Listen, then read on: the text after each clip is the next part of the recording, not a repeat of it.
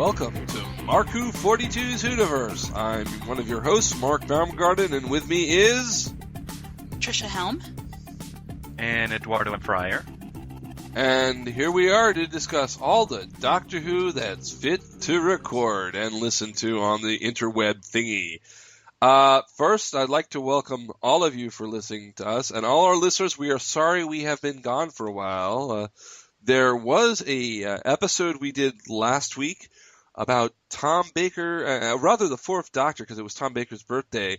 That's a missing episode. That episode somehow disappeared into the ether and may come back to bite us on the later on. God. Bite us in the back of the TARDIS? Yeah, so if you're wondering why this is episode 9 and the last episode was episode 7, that's why. So, do we have any Doctor Who news for the folks today? We're going to start off with Doctor Who news today because it's been a busy month, really. Yep. And, well, hey, we figured, how about just one episode where, we'll just relax and, go over news and no biggie, no really big topic, just relax, just lounge. It's chill. It's casual day on the on Mark 42. So come in your best polo shirt, some khakis, just relax, sit back, have some coffee in the break room. Sure. So do we have any news for these folks? Well, there is some unfortunate news, but I think I'll let Trish take over that. Trish? Yes, this week Bernard Horsfall died. Oh. He died Tuesday. He died on Tuesday. And he played Chancellor Goth in Deadly Assassin and Terran in Planet of the Daleks. Oh, wow. Wasn't he also one of the Time Lords in the War Games with Patrick-Troughton? I remember seeing him in it, which kind of makes it interesting that he played Chancellor Goth. It could have actually been Goth himself. It could have been. I know that that another person who was in the Time Lord Tribunal showed up again in the Three Doctors, so there is some speculation that that individual was maybe CIA. Oh. Oh, sad. Very sad.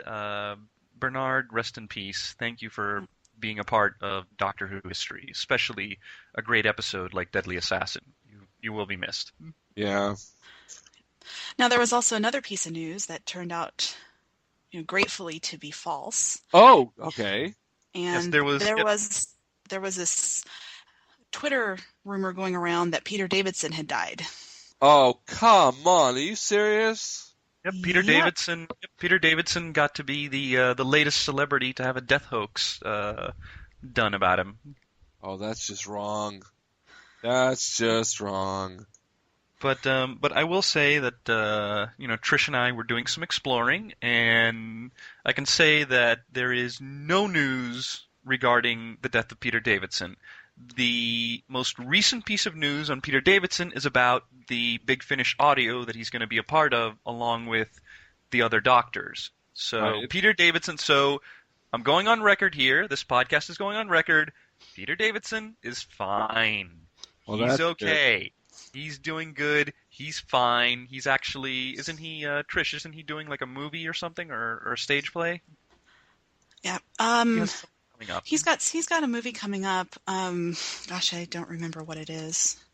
But let me see if I can. Well, you're looking that up. Let I'm me tell you that I am very disappointed. Well, I'm not disappointed. Because here it is. Well, let me put this in here. Okay. The National Television Awards, which was about a week and a half ago, Doctor Who and Sherlock were up for Best Drama, and Downton Abbey won. We didn't win.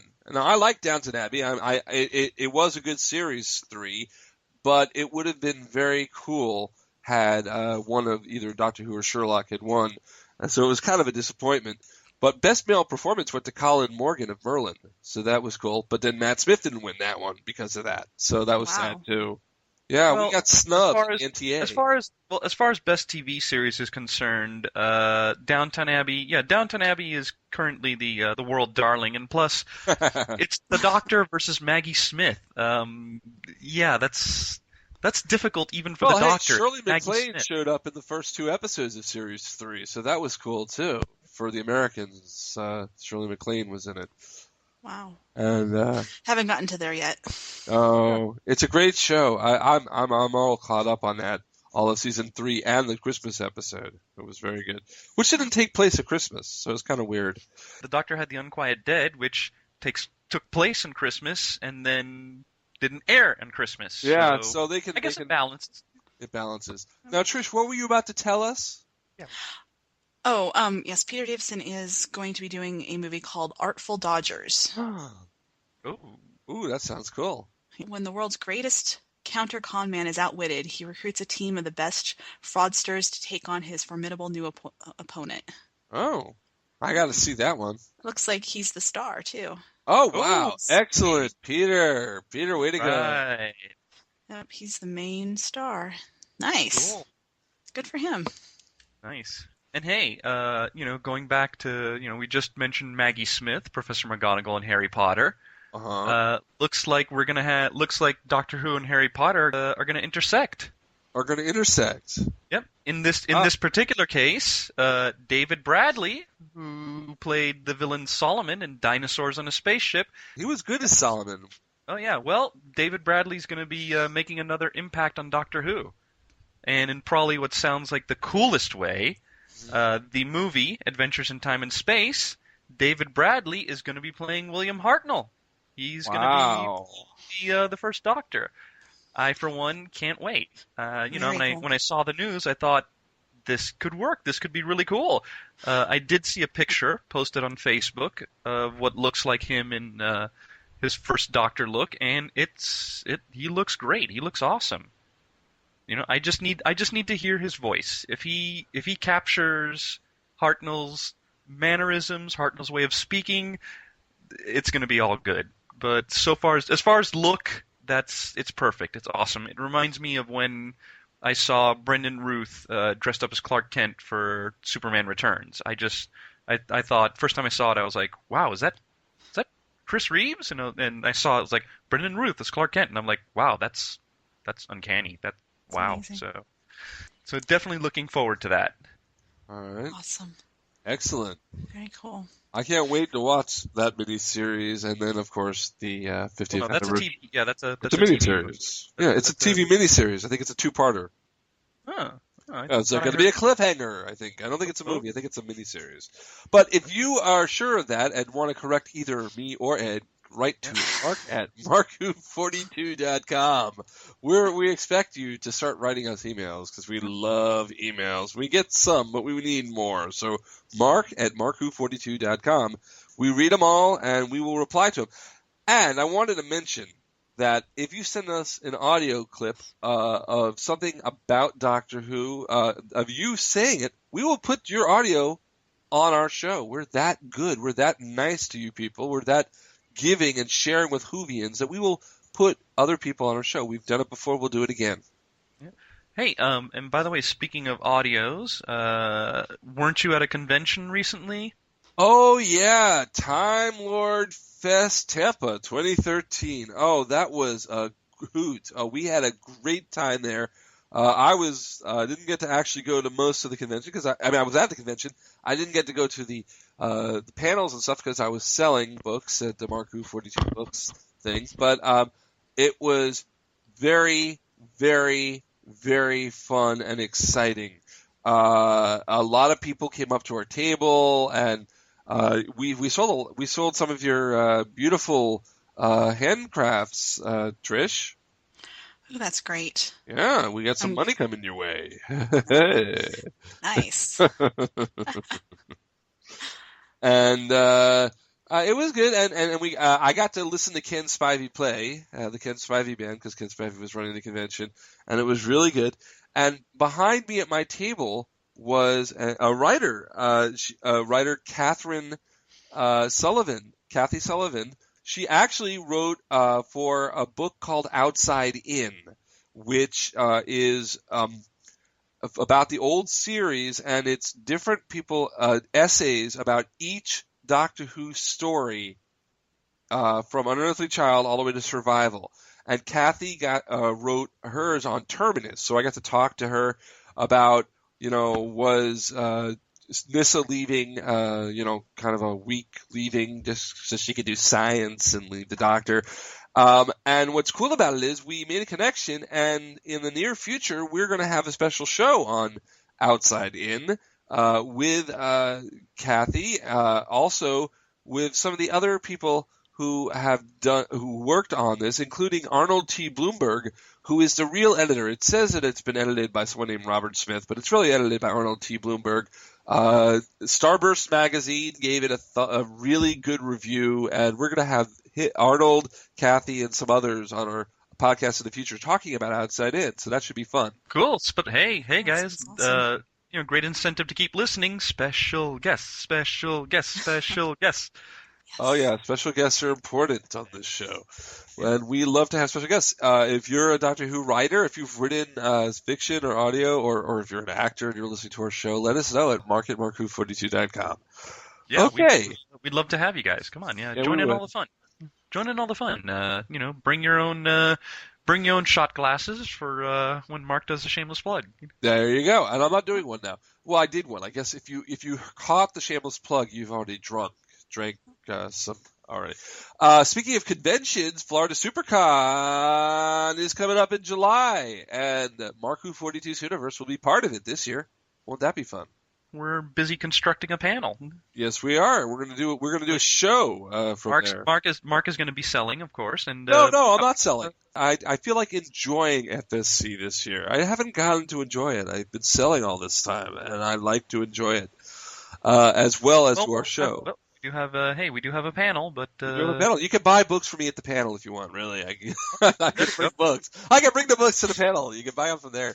No, hey. I'm not gonna do that. But definitely, if you want to buy from me, you can go to where? Amazon. Amazon.com. That's right. Yes. Amazon.com/shop/markwho42.com, and you can buy the books there. You don't have to buy them from me at the convention. You can buy them at the Amazon. It's all good. It's all fun. What else do we have for them, folks? Any special stuff? Actually, yeah. If I can toss in something special. Go for it. Over the week, I had a chance to head to my local comic shop, where I picked up Doctor Who Prisoners of Time #1. Yep, the IDW comic miniseries, which is written by Scott and David Tipton and art by Simon Fraser. Basically, it's a year-long celebration of Doctor Who, featuring each issue features one Doctor, and all going towards the big finale. Had a chance to read issue 1, which features the first Doctor, as played by William-Hartnell. And it was not a bad comic. Not a bad first issue. A little bit of a quick read, but still I can see from the opening pages that definitely, as we head to the conclusion, it will probably involve the Doctors intersecting, and that there is a unifying story. I'm not going to spoil it for those who haven't picked up the issue. If you get a chance, go to your local comic shop, pick it up.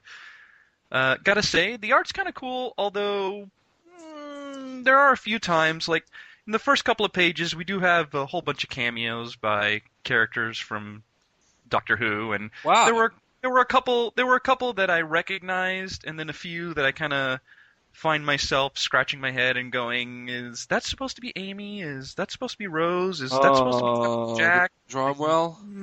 Very muddled. Oh. Who did the art for it? The art, again, it was the art was Simon Fraser.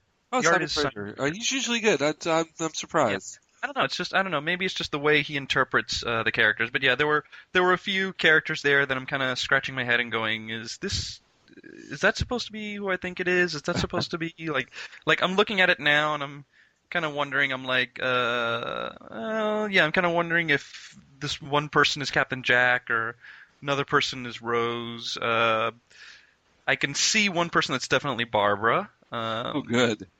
Do think there's a couple that's Amy and Rory. I think that's Mickey. That might be Liz Shaw. I don't know. I just maybe we could wait for the trade, and they'll be nice enough in the special features to point out, who's who, so to speak. But definitely, I will say this: I'm definitely hooked. Then just have to wait until later on this month for issue 2 to come out, so I can see what they do with the second Doctor.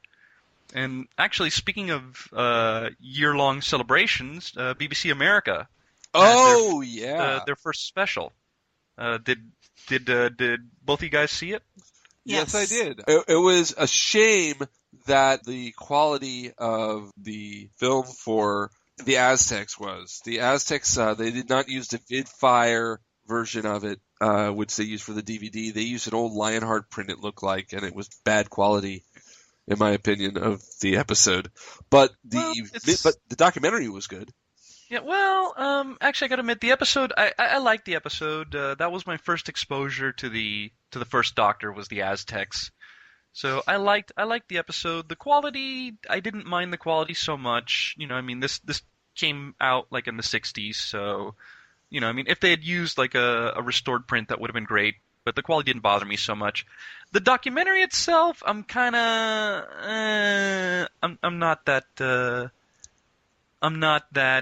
I don't know. I'm not a big fan of the documentary part. To me, it's okay. It was nice to hear what David Tennant thought.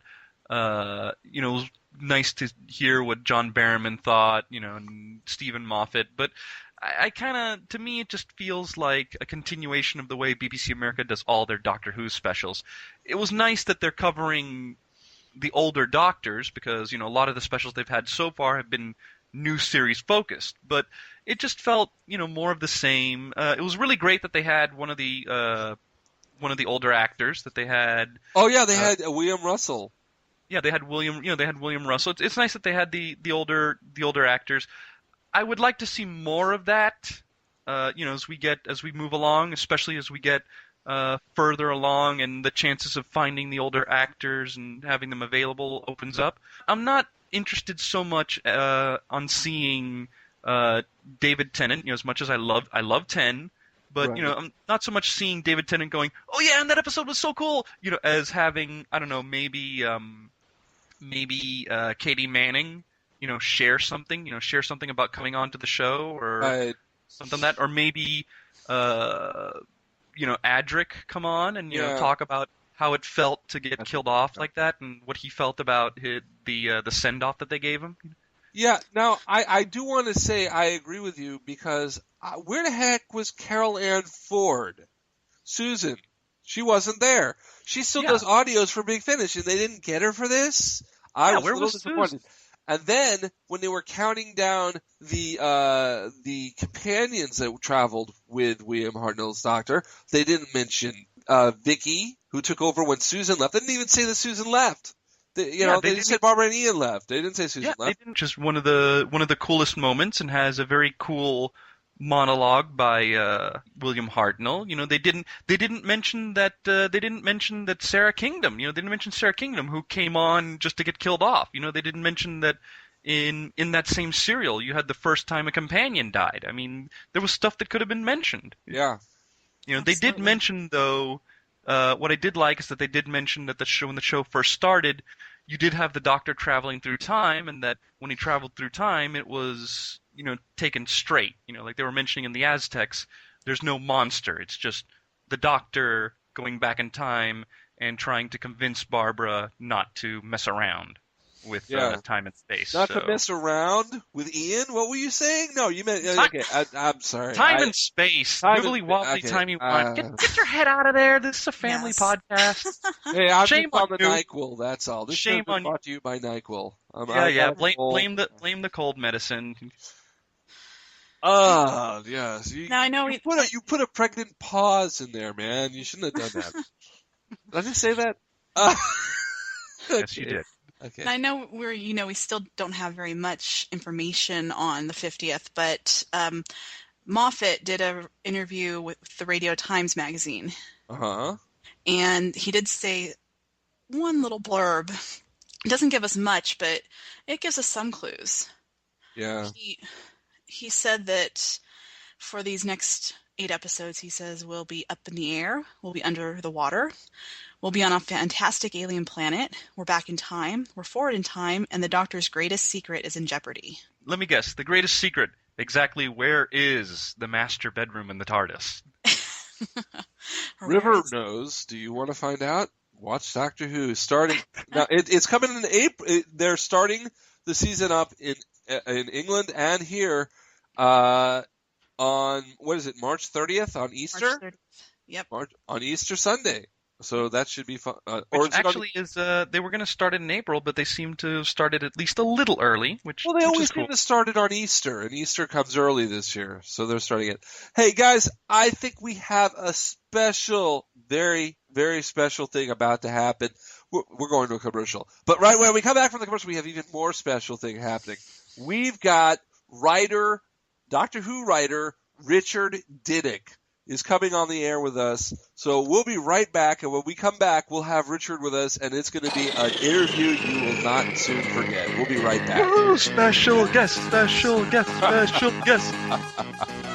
Doctor Who began its long history back in 1963 and continues to this day. With the worldwide popularity of the show, can you believe that there was a long period of time when the show was absent from the airwaves? We call that the Wilderness Year. All was not lost, though, during those 16 years. Virgin Publishing and then BBC Books had several original Doctor Who novel lines featuring all the past Doctors and companions. These books are all out of print now, but where can you get them? At Mark 42 Books on Amazon. If you love to read and love Doctor Who, these books are cool. If you're a diehard Whovian needing to fill in gaps of your collection, fantastic! We also have annuals and reference manuals. All books are in new and like-new condition. If you're interested, go to amazon.com/shops/Mark42 and see for yourself. That's amazon.com/shops/MARKWHO42. And we're back from that commercial break. And with us we have Richard Dinnick, Doctor Who writer extraordinaire. Hi, Richard. Hi there. How are you? I'm fine. How are you today? Very good, thanks. Yeah, I've had a very good week. TV stuff, not alas Doctor Who, but TV stuff nonetheless coming in. Well, yeah, we heard about a big thing, Tree-Fu Tom. Yeah. Wow, I love Tree-Fu Tom. Tree-Fu go, as they say. That's right. It's for anyone who doesn't know, Tree-Fu Tom is a children's TV show over here, and it stars Sophie Aldred, who played Ace in the series. Ace! My girlfriend. She's the voice of Tom, and David Tennant is the voice of her sidekick, who is called Twigs. And it's an animated show, and it's about little tree sprites who live in a tree, and Tom is a normal boy who can go into their world. And it's lots of fun. It's kind of like a superhero show for preschoolers. That sounds like a great show. It does sound like a great show, because it is a great show. I've seen it. I think Twigs' character, Twigs. When David Tennant plays Twigs, you can imagine, and it's like he plays it like the Doctor. He says manic. David just everything he does when he's doing. I mean, the original thing he was in a long time ago, taking what was the taking in the asylum? Oh yes, yeah. He was mad. Well, he played someone who was manic in that, and then as a doctor, he's manic, and taking over the asylum. That was it. Taking over the asylum, he played manic, and Twigs is totally manic. Twigs is he expresses every emotion he has any second that he has them. He's a great character because there's no falsehood or kind of consideration of anything. He just tells it how he sees it, and kids really love that kind of thing because that's what they're feeling. And most of the time they're told by adults, you can't actually say, "Oh, what? We're not having ice cream." You've got to say, "Oh, okay, so that's okay that we're having apple pie or whatever it is that they're having instead." Right. Of course, having a show like this where we have Sophie Aldred and David Tennant, it kind of does make me want to ask the powers that be that run the show Doctor Who, can we have Ace back, please? Please, can she come back? Cool. I mean, we came so close, didn't we, with Sarah Jane? Oh God! She had Sarah Jane Adventures gone to another series. I think I'm right in saying that Russell had plans to bring Ace into that. That would have been so cool. So we just missed out. Yeah, she did get a mention in. She got a mention. We could see her own spin-off. Why not? She's in Australia, is she? It's Tegan who's in Australia. Ace is running. What is Ace running? Something that is ACE, isn't it? A charitable endeavor. That's the. Charitable That's endeavor. Right. That's good. I think it would be great to see Sophie back. It would be really awesome. But hey, we got 50th coming up. Yeah. Ace. Definitely. Hello. Somebody make this happen. See, there you go. See, Richard's on our side. Yeah. What would you like to see for the 50th anniversary? I'm just your bluff traditional. I want to see lots of doctors. Well, we're definitely getting that with Big Finish. I don't really care how they do it. Yeah. Well, I don't think anybody cares. Doctors, as many doctors as possible. Yeah, there is that rumor. There is that rumor that supposedly we are going to get all 11 doctors. It just hasn't been confirmed or denied yet. I can see how they might do that, but I just would think that it'll be a bit like Asylum of the Daleks, where we said, we're going to see all the Daleks that have ever been. Right. And it'll be a blink and you miss them kind of. I would think, and then probably weighted towards the more recent Doctors. Yeah, they're going to have to pull some special effects trickery for the first 3 Doctors, but yeah. Still, as long as Tom Baker can finally interact with his fellow Doctors, I'll be happy. Yeah, absolutely. Well, he's been doing that for Big Finish, so watch this space. It would be cool. It would be cool to actually see it on screen. Absolutely, no, definitely.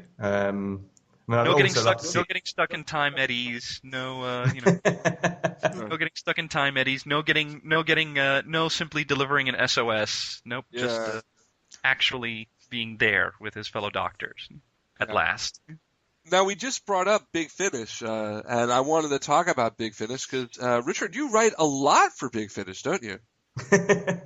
Certainly, yeah, I have done. Yeah, I've been very lucky writing for Doctor Who and Sherlock Holmes and Sapphire and Steel and Bernie Summerfield. Oh yeah, as well as books and short stories and stuff.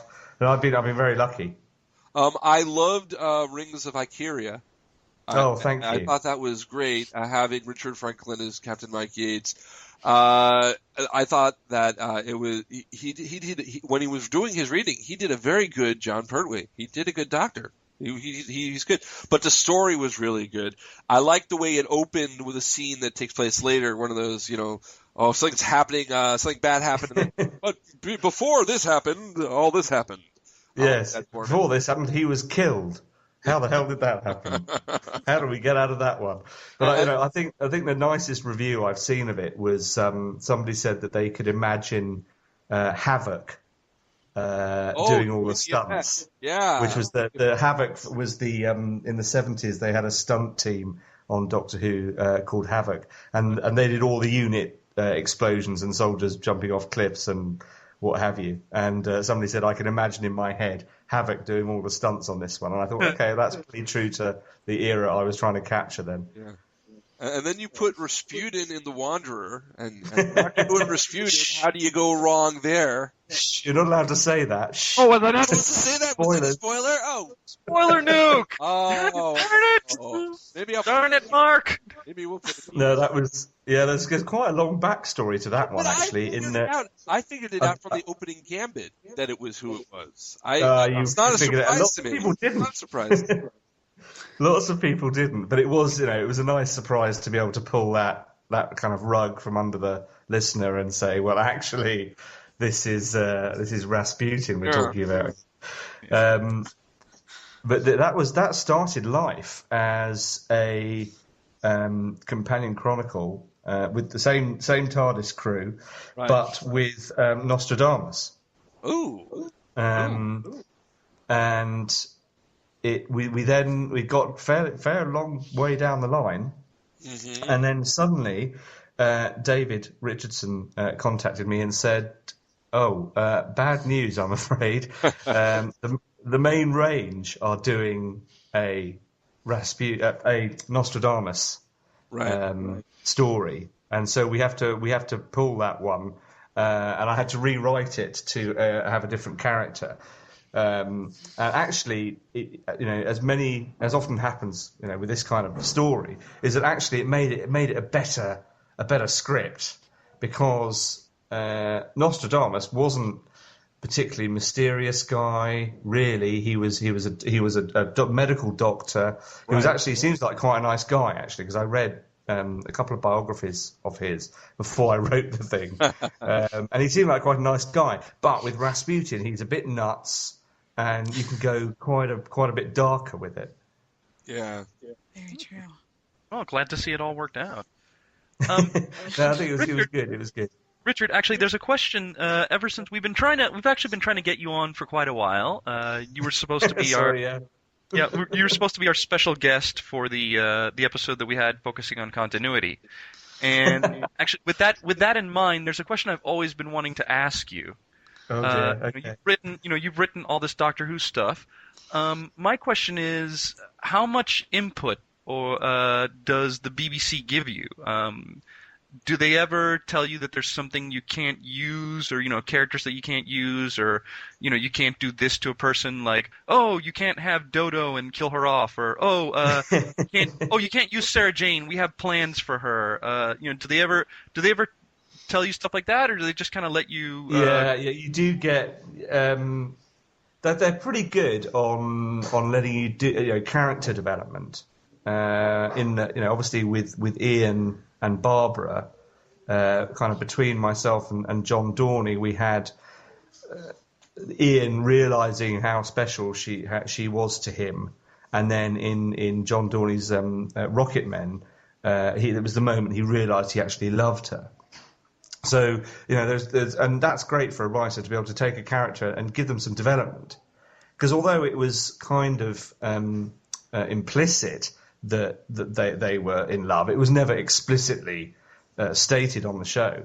So they let us do that. But I did recently, quite recently, I had a pitch for IDW for their 2012 annual. And one of the ideas I pitched, the BBC came back and said, yeah, we love this, but we want 100% less of one thing that I'd included. And I can only assume that that was because the thing that I put in is on its way in the next batch of episodes. Ooh, so you know something. Oh man. Yeah, but that's the other thing, is that you do find out stuff, because you're told stuff like that, and you do have to keep absolutely button lit, because you never work in this town again. Yeah. So no. There's going to be no. You're not going to give us any big news. You can't tell us anything. No exclusives. Okay. Oh darn. Darn it. We came this close to some exclusive news about upcoming episodes, but no. Richard Dinnick almost spoiled it in an annual. Okay. So. It's it was going to be very cool stories. Well, hopefully, maybe I will be able to do it one day later. Okay, now you've got something coming out soon by the end of the year, the Doctor Who official sticker book. How do you actually write a sticker? How do you write a sticker book, man? Oh well, how do you do that? When I was I sat down with Leanne Gill at Penguin, and she said we want to do a sticker book, and we want to have as many monsters in it as possible. And I said, oh well, are you familiar with the old Target monster books from the 70s? Oh yeah. And she said, she was no. I mean, she's a fan, but she's not that much of a fan. Right. So I explained what that was, or what those were. And she goes, yeah, let's do something like that, but with stickers in it. So that's kind of what it's like. It's you just made me have to buy this now. I have to buy it. Yeah, absolutely. You have to go out and buy it because it's got. And what I had to do is very. Leanne was very generous because she gave me pretty much carte blanche to put the monsters in any order. Because basically I tried to do the top. I think it's 200. Wow. I can't remember if it's 100 or 200 monsters we've got in there. It's loads anyway. And I had to do spreadsheets with algorithms to work out because I think I had it by how many doctors each monster had appeared with, and how many stories they'd been in, and then it was that divided by something else to give a total. And of course, funnily enough, the number one is the Daleks, but there's some very recent monsters that are right up there in the top 10 because they've appeared so often. Like the Weeping Angels and the Silents, who've appeared.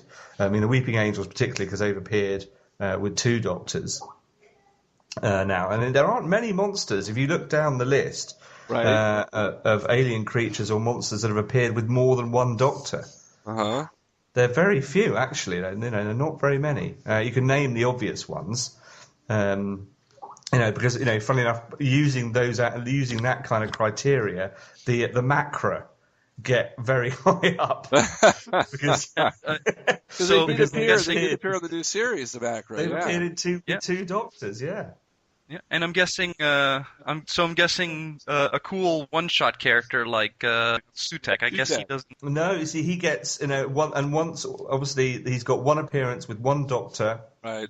And I had to do it after you've done. Okay, well that's that, And no matter how cool I think he is, and he is awesome, you have to then go alphabetically. So he's right at the end as well. Oh man. I'm sure that Sotek is looking at the list and going, "How dare you put Sotek the Destroyer?" Well, I really wanted to put Sutek and kind of and say, was he the thing in the Satan pit as well? Was he the devil? Is he the devil? Can we fudge it that way? But I don't think the BBC were having that. Although, hey, it would be great to have him back. Yeah. I mean, that would be very cool.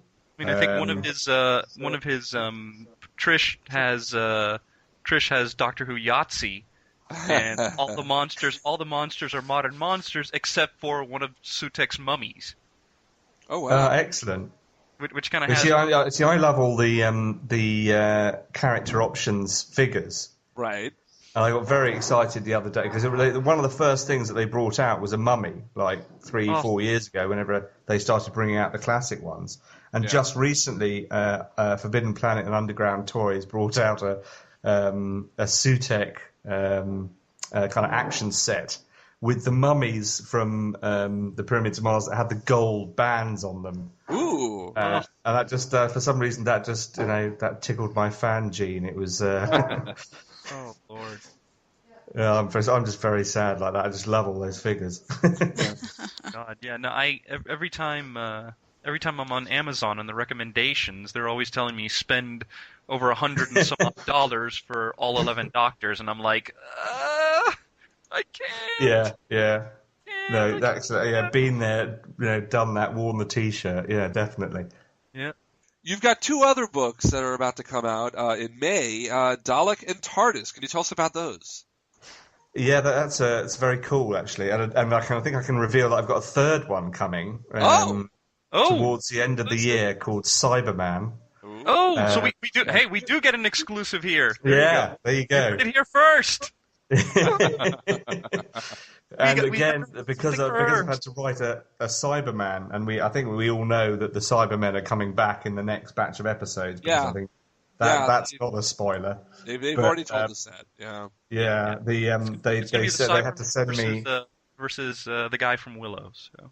Yeah, the Cyberman versus the guy from Willow, and we've been trying to figure out would they actually make Warwick Davis into a Cyberman, because then you'd have a Dominion Cyberman walking around going, yay! And I just thought it would be interesting. Mini Cyberman with Warwick. Oh, yeah. God. God. It just, for visually, they could do something, they might do it visually. It would work. But maybe it would be bad taste. I don't know. I bet Warwick would love that. See, there's another thing is that because I had to write the book, obviously I had to know what's happening in this episode. Oh, so you already know the story. So they sent me the synopsis of the episode. Did Mr. Gaiman write a good episode? It looks pretty good to me. Okay. I can't wait to see it, but you can't tell us if Warwick's going to be a Cyberman because he's done other spots. I can't say a word. No. Oh darn! Can you at least? Okay, I do know that one of the things they said was that the Cybermen are getting a new look. Can you at least? Did you get a chance to see what that new look is? Can you tell us? Yeah, no, definitely. Yeah, that's. I think that's all. I think that's pretty much out there as well. That the Cybermen do have a new look. It's I like it. I like it a lot. I think it's better than the previous one. Even, and I think better than the Cybus model. Yeah, definitely. I think that they look sleeker. I know that some fans didn't like the cyber flares that they had on their trousers, and those have gone. I think they've moved into drainpipe jeans rather than flares now. Don't think. Yeah. Wow. There you go. Cyber fashion from Richard Dinnick. Yeah. So I was. It was Running Press who contacted me and said we're after somebody to write kind of potted histories of a few aspects of Doctor Who. Right. To go with, and these are small books that will come with model kits. Oh, that you can buy and make. So you can buy and make a Dalek, you can buy and make a TARDIS, and you'll be able to buy and make a new model Cyberman. Wow! But that will be later in the year, though. That won't be May. I don't know when that will be. Is the teardrop still in their eye? Is the teardrop still in their eye? Because I like the teardrop. The original teardrop. I think the teardrops are still there. Yeah, I'm pretty sure they are. I don't think they're dropped them now. I think that's too iconic. Now here's my question about these little books. Do they cover like the entire scope of Doctor Who history? Yep, absolutely, from 1 to 11.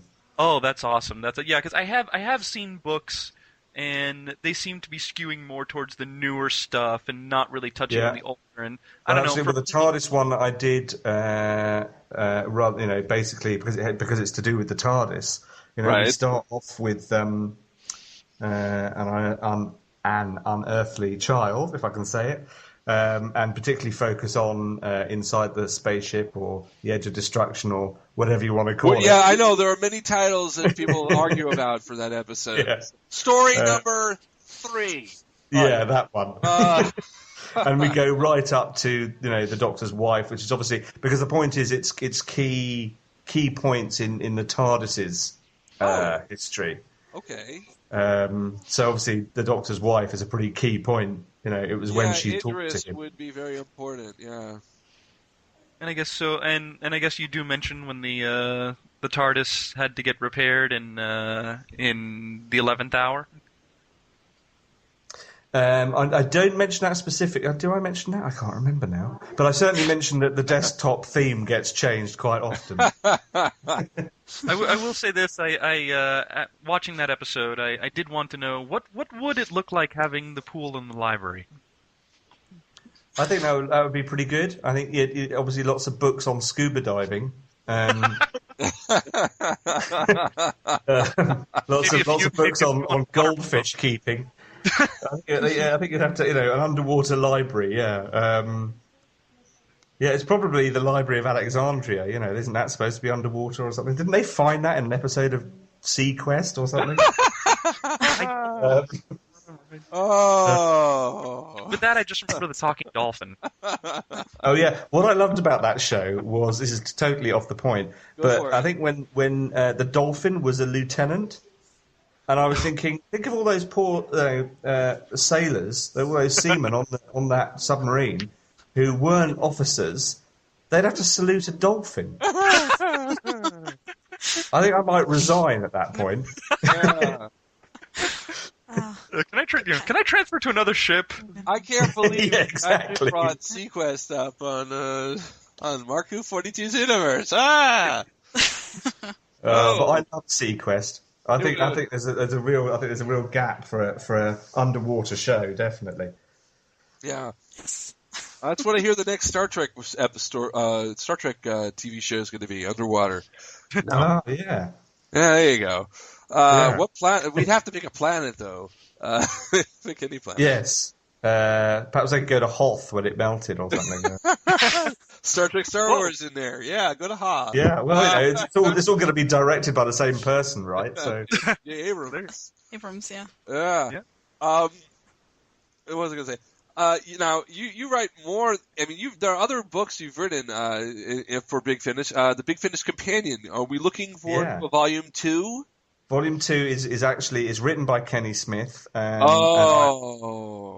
He's very good. Okay. He's a long-term. It's yours. Not as good as volume 2. Sorry, because at least I've played my part. I've been editing it. Oh, so, good. I've had a kind of executive eye on it, so it's okay. So if you ever have a question to ask about anything in Big Finish, any storyline, anything at all, Richard's your man, because he knows it all. Yeah, well, I helped put the new Big Finish website together, and I love the new website, by the way. And quite a lot of the stuff that's there's, if you look on each story, there's a behind the scenes tab.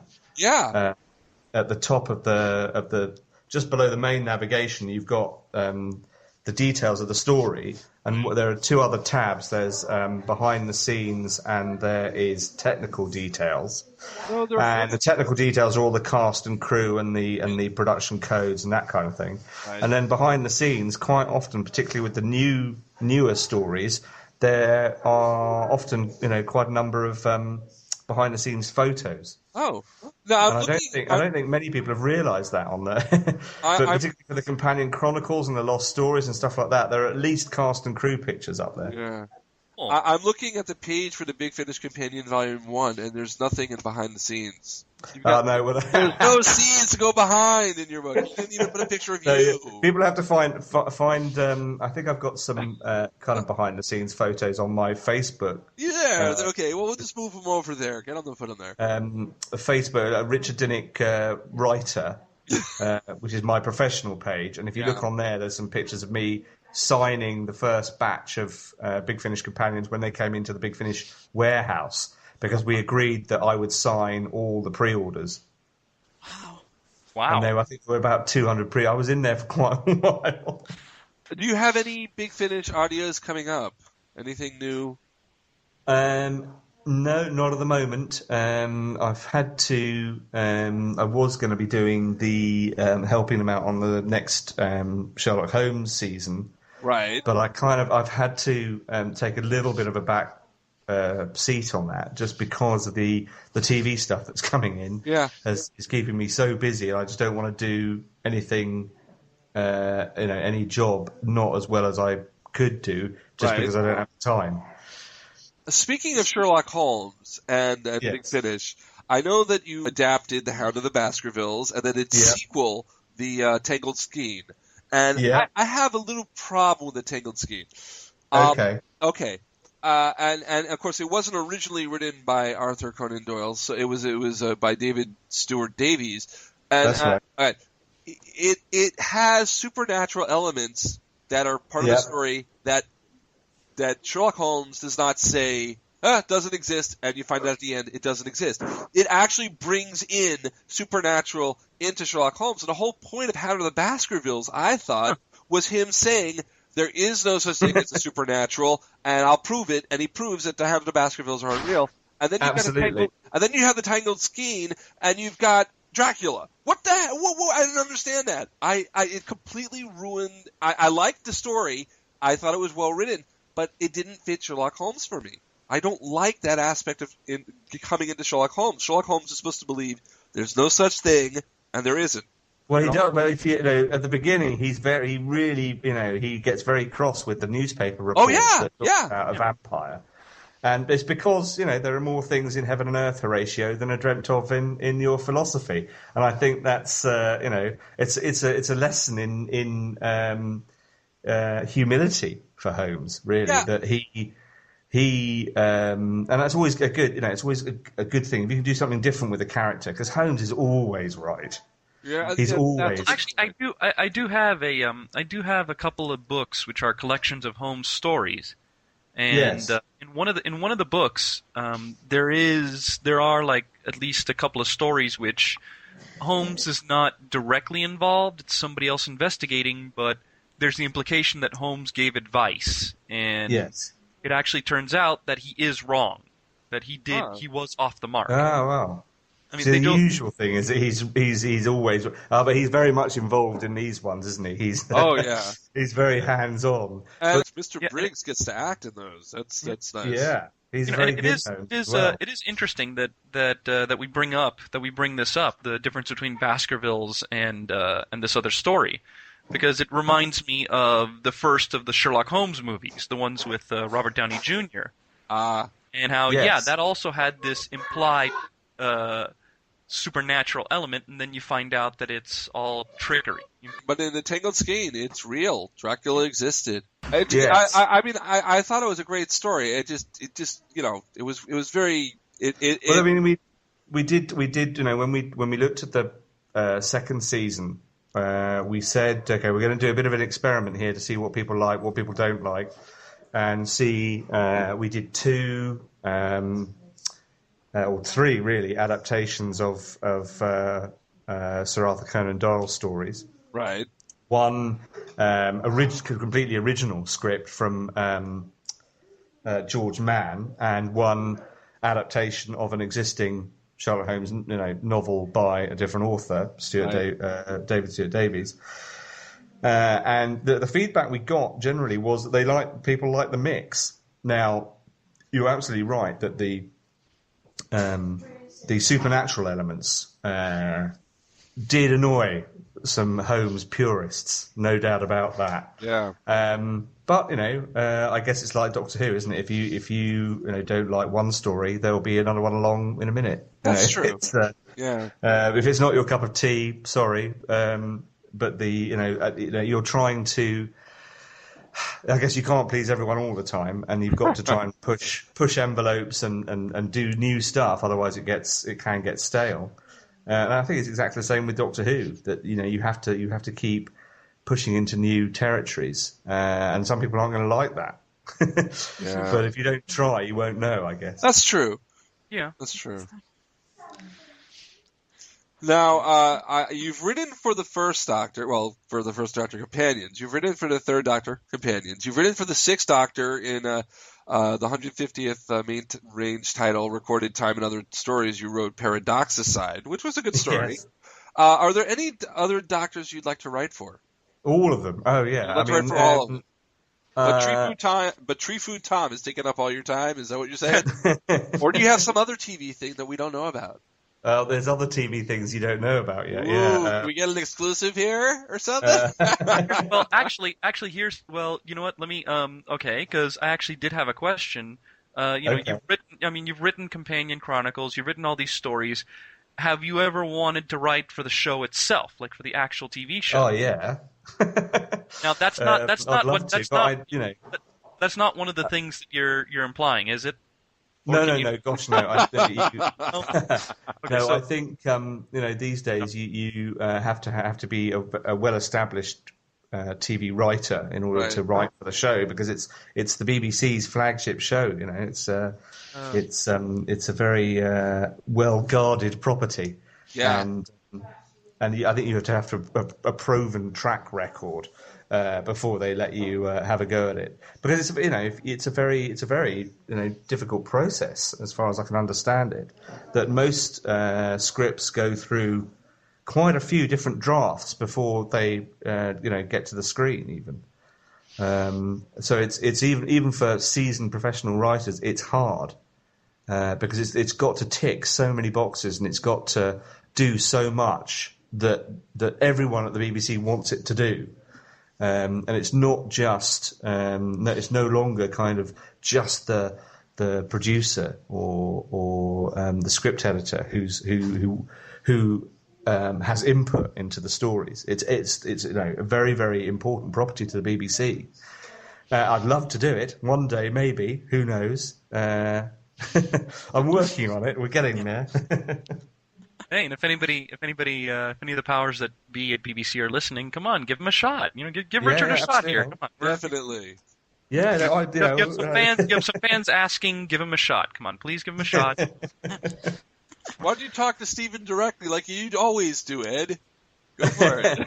Well, Stephen, if you're hearing this, come on, help us out here. Help us out here, man. No, I have seen Stephen. I've seen Stephen a few times recently, and it's not the sort of thing you just bring up because it would be, if I said, I'd love to have a shot. Fans are asking. I think he knows that almost every writer he knows would like to have a shot. Oh, of course. Well, fans are. Hey, you have some fans over here. You have 3 fans, 3 Doctor Who fans. We're Doctor Who fans. We're asking that you give Richard a shot. Or at least if it's not completely in your power, then at least come on. Yeah, exactly. The campaign starts here. Yes, the campaign starts here. And hey, anybody else at Gallifrey. I make t-shirts. I'm not going to be. If I was at Gallifrey, I'd have t-shirts. I'm not gonna, that's right. You're going to Gallifrey, aren't you? That's coming up. Absolutely. Yeah, that's going to be great. I've got flying into LA on the Tuesday, and then I've got meetings on the Wednesday and Thursday, and then we're into the con on Friday. Oh Lord! So it's going to be Gallifrey is always awesome. It's so many great people, both the fans and the guests, and it's just a really lovely atmosphere. And if people haven't been, I would really say try and book your tickets for next year. I know this year's sold out. Yeah. Oh yes, I'm going to try to go next year. Definitely going to try. Yeah, definitely try. But hey, we also have a few conventions over on the East Coast. Would you ever be interested in attending any of those? Mark was just at one. I went to a small convention, Time Lord Fest, which was was run by Ken Spivey of the Ken Spivey Band. He has a rock band. I went to Chicago TARDIS. That was my second Chicago TARDIS last November. Yeah. I hear Hurricane Who is a blast. I hear Hurricane Who is a blast. I've been there. I've sold there. It's a great convention. I should see if Jared will invite you to this year. Yeah. Pester Jared. Is he going to Galley? I don't know. I don't know. I don't know. I'll start wearing a t-shirt. Okay, well, Richard, I want to thank you very much for taking the time out to come on to Mark Who 42's WHOniverse. My pleasure. My pleasure. Thank you very much for having me. I know that you've been wanting to come on for some time, and absolutely able to make it work. It's been a nightmare of timing malfunction. That's what it is. Yeah, there you go. And hey, if you ever want to come back and give any more exclusives, please, come on, come on back. And, we'd definitely love to have you on again. Yeah, well, definitely. Sure. Just let me know. I'm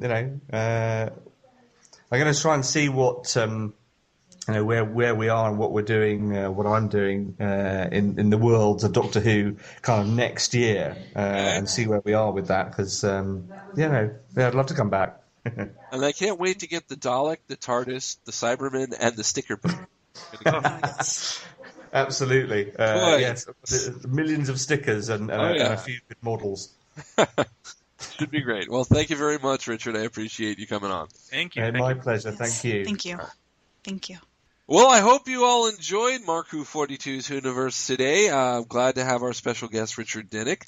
And hey, you guys probably didn't know that we were going to have a special guest, so we surprised you. Yeah, well, if they read the track data, they would have seen we had a guest. But if they came in cold, they had no idea we were having a guest today. So don't read the data. You're never supposed to read the data. You're always supposed to listen to things without spoilers. Basically, surprise yourself.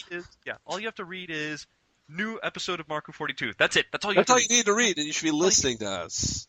That's all you need to read. Now, remember, you can write to us at mark@markwho42.com. You can come to our Facebook page, Mark Who 42's WHOniverse. You can join our Twitter and our Tumblr feeds, Mark Who 42. And, of course, just come to markwho42.com or come listen to us on iTunes. We're everywhere, baby. We're everywhere. We're everywhere. Everywhere. It's scary. Okay. So, We will see all of you, or rather you'll listen to all of us next week where we have our special Valentine's Day episode. It should be a blast. We're going to talk about companions. Valentine's Day and companions. Ooh, doctors, strange loves. That's all I can say. So until next week, allons-y. It's allons-y. Okay, so Sue. Bye. Bye. Mark Who 42's Whoniverse has been written and presented by Mark Baumgarten, Patricia Helm, and Eduardo-m-Freyre, with special guest Richard Dinnick. Audio and sound by Mark Baumgarten. This show was co-produced by Patricia Helm, Mark Baumgarten, and Eduardo-m-Freyre, and edited and directed by Mark Baumgarten. This podcast is streaming from markwho42.com and was recorded on February 3rd, 2013. Doctor Who and its properties are owned by the BBC, the British Broadcasting Corporation. This podcast is owned and copyrighted by Mark Baumgarten et al. 2013.